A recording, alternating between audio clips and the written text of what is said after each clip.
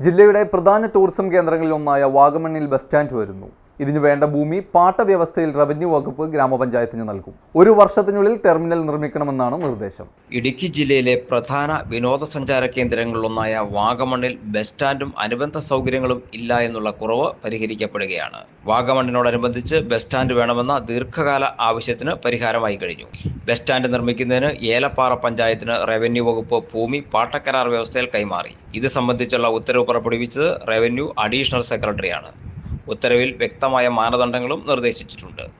ഒരു വർഷത്തിനുള്ളിൽ ടെർമിനലിന്റെ നിർമ്മാണം പൂർത്തിയാക്കണമെന്നാണ് ഉത്തരവിൽ വ്യക്തമായി പറയുന്നത്. ബസ് സ്റ്റാൻഡ് നിർമ്മാണത്തിനായി 30 വർഷത്തെ പാട്ടത്തിന് ഇതേ ഭൂമി 2015 സർക്കാർ പഞ്ചായത്തിന് അനുവദിച്ചു നൽകിയിരുന്നു.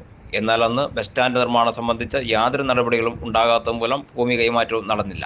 മനുഷ്യാവകാശ കമ്മീഷന്റെ ഇടപെടലോടെയാണ് നടപടി വേഗത്തിലായിട്ടുള്ളത്. നൂറുകണക്കിന് സഞ്ചാരികളാണ് ലോക പ്രശസ്തമായ വാഗമൺ കാണുന്നതിന് വേണ്ടി എത്തിച്ചേരുന്നത്. ഇവർക്ക് വേണ്ട അടിസ്ഥാന സൗകര്യങ്ങൾ ഇതോടെ കുറെയൊക്കെ ഒരുക്കാൻ കഴിയുമെന്ന പ്രതീക്ഷയിലാണ് പഞ്ചായത്ത് അധികൃതർ. നമുക്ക് ഏലപ്പാറ പഞ്ചായത്തിന് വാഗമണ്ണിൽ ബസ് സ്റ്റാൻഡ് നിർമ്മിക്കുന്നതിന് വേണ്ടിയിട്ട് ഏകദേശം 21-22 സെന്റ് സ്ഥലം കേരള സർക്കാരിൻ്റെ നിർദ്ദേശപ്രകാരം പാട്ടത്തിന് തന്നിട്ടുണ്ട്.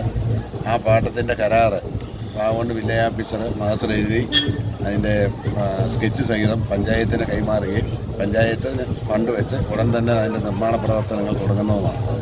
എന്റെ കാഴ്ചയ്ക്ക് ചില ബുദ്ധിമുട്ടുകൾ അനുഭവപ്പെടാൻ തുടങ്ങിയത് ഈയിടെയാ. ആദ്യം ടെൻഷനായി. മകളാ പറഞ്ഞത് അഹല്യയിൽ പോകാൻ. അഹല്യയ്ക്ക് 30 വർഷത്തെ പാരമ്പര്യവും വിശ്വസ്തതയുമുണ്ട്. അഹല്യയിലെ വിദഗ്ധരായ ഡോക്ടർമാരുടെ ചികിത്സ കൊണ്ട് എനിക്ക് എന്റെ കാഴ്ചശക്തി പൂർണ്ണമായും തിരിച്ചു കിട്ടി. ഇപ്പൊ എനിക്ക് ഈസിയായി വായിക്കാം. നേത്ര സംരക്ഷണത്തിന് നമ്മുടെ Ahalya. Ahalya foundation eye hospital, കേരളത്തിൽ എല്ലായിടത്തും.